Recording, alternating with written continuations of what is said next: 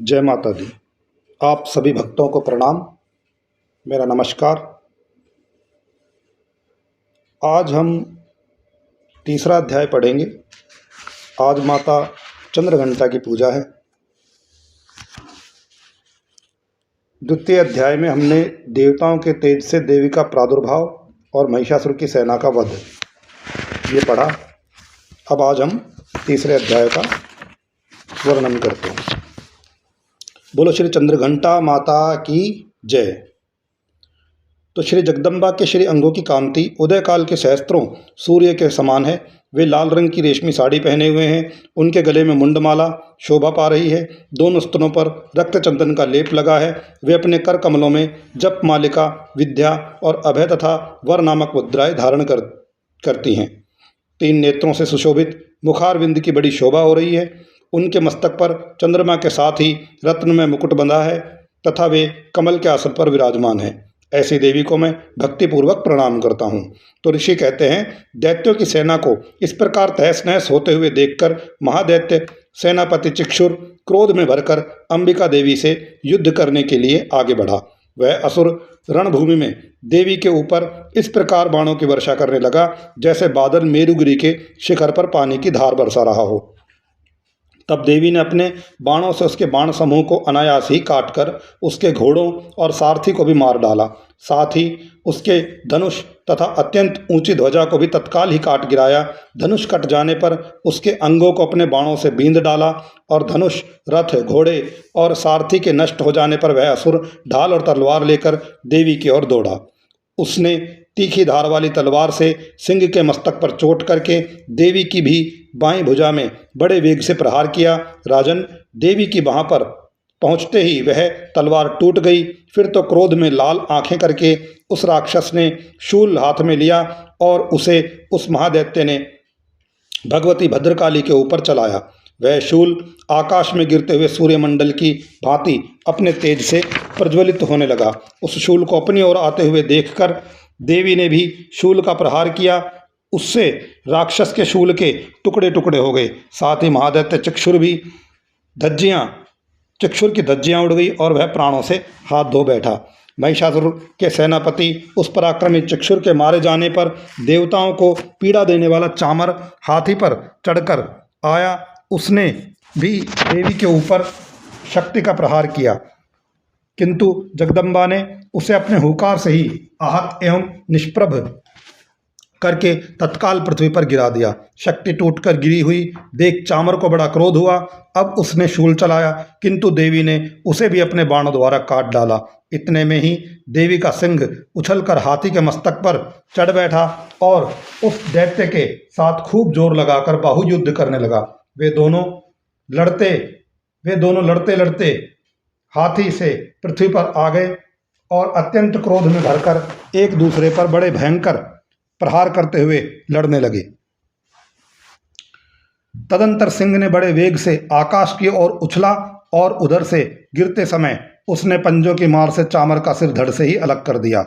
इसी प्रकार उदग्र भी शिला और वृक्ष आदि की मार खाकर रणभूमि में देवी के हाथ से मारा गया तथा कराल भी दांतों, मुक्क और थप्पड़ों की चोट से धराशायी हो गया।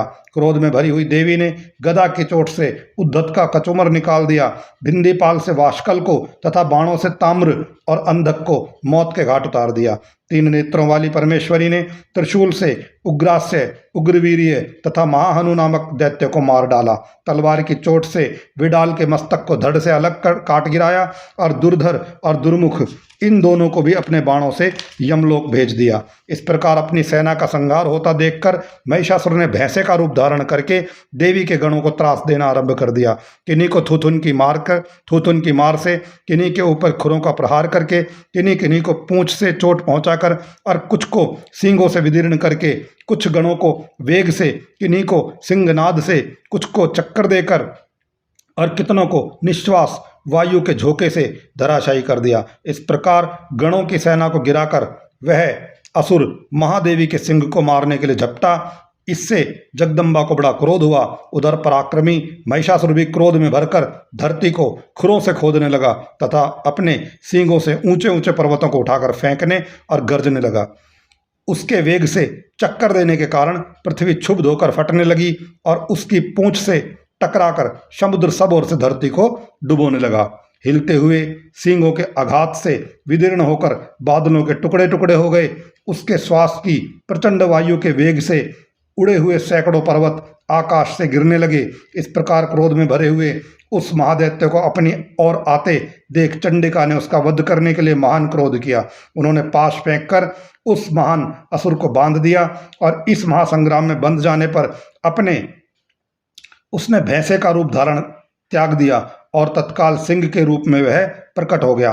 उस अवस्था में जगदम्बा ज्यों ही उसका मस्तक काटने के लिए उद्यत हुई, त्यों ही वह खड़गधारी पुरुष के रूप में दिखाई देने लगा। तब देवी ने तुरंत ही बाणों की वर्षा करके ढाल और तलवार के साथ उस पुरुष को भी बींध डाला। इतने में ही वह महान गजराज के रूप में परिणत हो गया तथा अपनी सूंड से देवी के विशाल सिंह को खींचने और गर्जने लगा। खींचते समय देवी ने तलवार से उसकी सूंड काट डाली। तब वह उस महादैत्य ने पुनः भैंसे का शरीर धारण कर लिया और पहले की भांति चराचर प्राणियों सहित तीनों लोगों को व्याकुल करने लगा।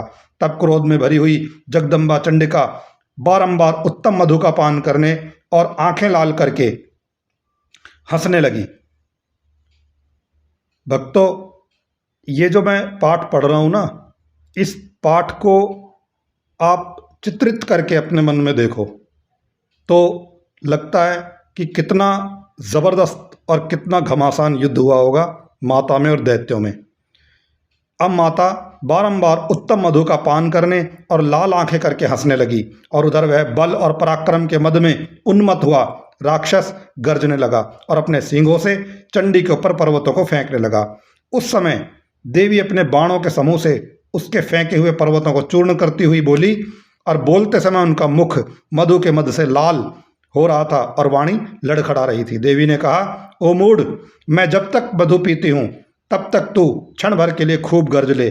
मेरे हाथ से यहीं तेरी मृत्यु हो जाने पर अब शीघ्र ही देवता भी गर्जना करेंगे। तो ऋषि कहते हैं, यों कहते ही देवी उछली और उस महादैत्य के ऊपर चढ़ गई। फिर अपने पैर से उसे दबाकर उन्होंने शूल से उसके कंठ में आघात किया और उनके पैर से दबा होने पर भी महिषासुर अपने मुख से दूसरे रूप में बाहर होने लगा। अभी आधे शरीर से वह बाहर निकल नहीं पाया था कि देवी ने अपने प्रभाव से उसे भी रोक दिया। आधा निकला होने पर भी वह महादैत्य देवी से युद्ध करने लगा। तब देवी ने अपनी बड़ी तलवार से उसका मस्तक काट गिराया। फिर तो हाहाकार करती हुई दैत्यों की सारी सेना भाग गई और संपूर्ण देवता अत्यंत ही प्रसन्न हो गए। देवताओं ने दिव्य महर्षियों के साथ दुर्गा देवी का स्तवन किया। गंधर्व राज गाने लगे तथा अप्सराएं नृत्य करने लगी। इस प्रकार श्री मार्कंडेय पुराण में सावर्णिक मनवंतर की कथा के अंतर्गत देवी महात्म्य में महिषासुर नामक वध 3रा अध्याय पूर्ण हुआ। बोलो साचे दरबार की जय। माई मेरी सचियां जोतां वाली माता तेरी सदा ही जय। श्री चंद्र घंटा मैया की जय। तो भक्तों, आप इन्हें सुने अध्यायों को और माता रानी का आशीर्वाद प्राप्त करें नवरात्रों में, और कमेंट करके ज़रूर बताएं कि आपको मेरे बोले हुए ये पाठ ये अध्याय कैसे लगे। जय माता दी।